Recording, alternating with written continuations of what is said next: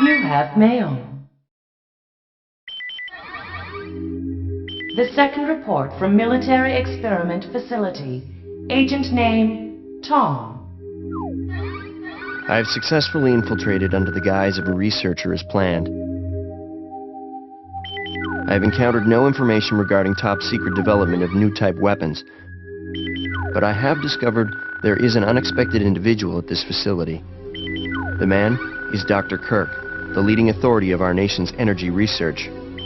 Dr. Kirk was alleged to have died in an accident during the course of an experiment 3 years ago. The reports were premature, and it appears that he is currently working as the head of a non-weapon project at this facility. The experiment is in the late stages of development.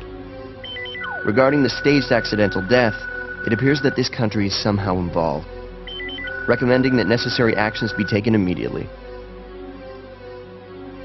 Refer to the data on Dr. Kirk.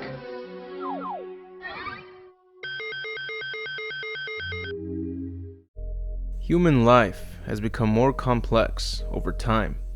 Steam engines, coal, oil, and nuclear power launched by firepower are all great benefits to mankind, but at the same time, it has also brought all kinds of deadly pollution to the environment, making people walk towards the road of extinction. For many years, the scientific community has been studying a brand new energy source that can provide energy without pollution.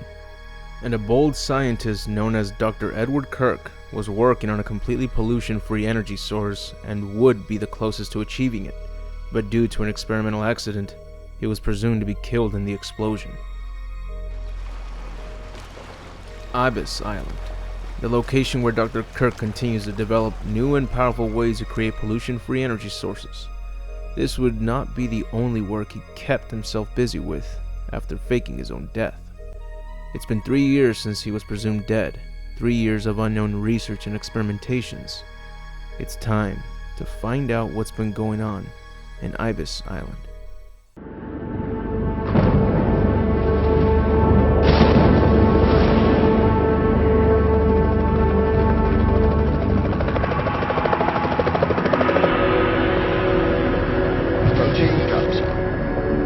Four agents of SORT have been sent to infiltrate the top-secret military research facility on the island.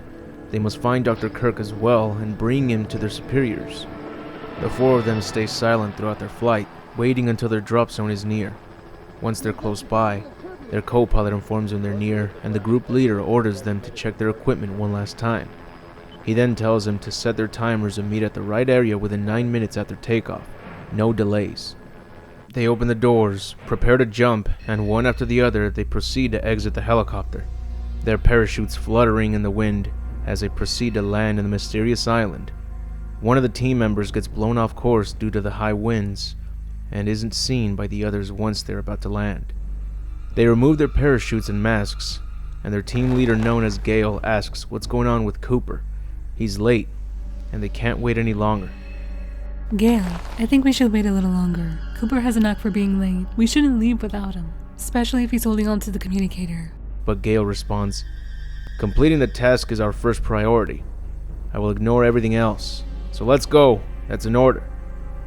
The other member, known as Rick, tells Regina not to worry. Cooper's an elite member. He'll be fine. They then make their way towards the location of the facility up ahead. Meanwhile, on the other side of the island, Cooper tries to locate his teammates, hoping that he's headed the right way. But the island is vastly large. His surroundings look identical to one another, this making him feel like a lab rat in a maze. The soldier's special intuition made him perceive that there's something dangerous in this dark jungle, something territorial, something big enough to create a thunderous noise with every step it took. And worst of all, it was rushing straight towards him. Cooper sprinted as fast as he could in hopes of outrunning this mysterious creature, but the beast that followed him would easily catch up to him while breaking anything in its path. This creature would turn out to be a Tyrannosaurus Rex, something that should have been extinct a very long time ago. The T-Rex opens its mouth as soon as it reached Cooper and devoured him in seconds. Only 3 members of the secret Operation Raid team remain on the island. Going back to the others, they managed to successfully sneak into the facility. Gale orders the two of them to head to the control room and disarm all security systems while he takes down the guards that should be nearby. They do as they're told and split, Regina and Rick carefully moving closer to the control room. To their surprise, they don't encounter any obstacles that would delay their first task, and they enter the control room, ready for a fight. But it's empty. The room is a mess, and it appears that everyone was evacuated in a hurry. They ask themselves, is there a chance that they've been spotted ahead of time, and they're preparing for an ambush? Gale contacts Regina, telling her to quickly head over to his position. Rick, disable the security systems. I'll be back in a minute. She makes her way towards him, and after spotting him from a distance, she notices that the outdoor guards are on the floor. Gale must have handled things on his own quite well, but once she's near, it is apparent that Gale had nothing to do with the outcome of these outdoor guards. "Look at this," says Gale. "See the shape of the wounds? They seem to have been bitten by something. The teeth and jaws were huge. The bones on the waist of this corpse have been crushed.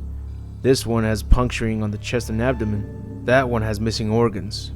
It could have been a lion or a jaguar that did this to them." Even with all the experience and countless battles the two soldiers have gone through, the sight of this mess made them tremble. Gale says, "Let's go to the backup power room. But stay alert. This place is very unusual." They head towards the backup power room, but since the entrance is locked, they find an opening on the rooftop with a ladder that'll allow them to descend into the room.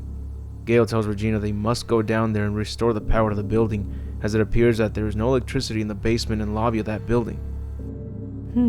I'll go down there, alone. Just keep an eye out.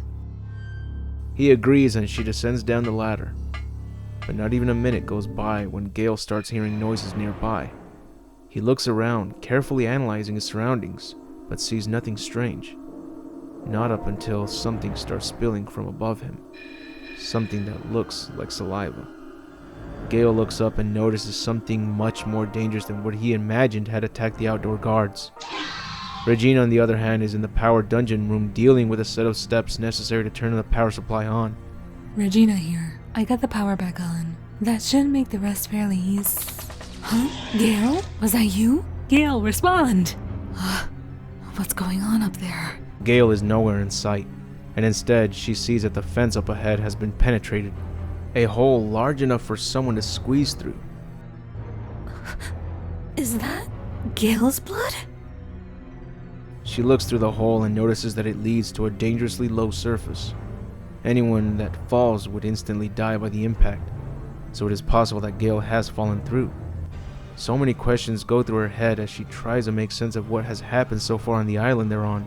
However, the creature that surely attacked Gale does not allow Regina to think as it closes in on her from behind. She turns around in time to see that a velociraptor has ambushed her and put her in a very bad spot. One where her options are to either jump through the open fence hole to her death, or face the raptor and surely become its next meal. Well, this is where we end the first part of the manhua story. That's it for this video. I hope you guys enjoyed it, and thank you Faded Blossom for voicing Regina. Now that I've been concentrating on some of the old projects over on my Patreon, this is one of those projects I want to bring back as well so I can complete. And that brings me to my Patreon. Thank you to all my Patreon supporters. It's thanks to you guys that I got the strength to go back and make these kinds of vids and rework on them and make them better than before. Before I did not have the talents of Faded Blossom to create this new twist on my narrated motion comic vids, right? Now I don't have to do the female voices, which, that's good, right? Definitely an upgrade. Thank you to my patrons. I hope you guys like seeing your names on the outro of these YouTube vids. But outside of YouTube, definitely go check out the Patreon content because I am almost uploading daily when it comes to my Patreon. Now trust me, that shit is getting all my attention. So if anything, when it comes to these videos, you'll likely get these released on Patreon early. But the exclusive content, woo, man, that's the beauty of my Patreon. I don't have to worry about censorship for shit over there. So show your support on my Patreon, join it, and you'll get more exclusivity along with your name at the outro of these vids.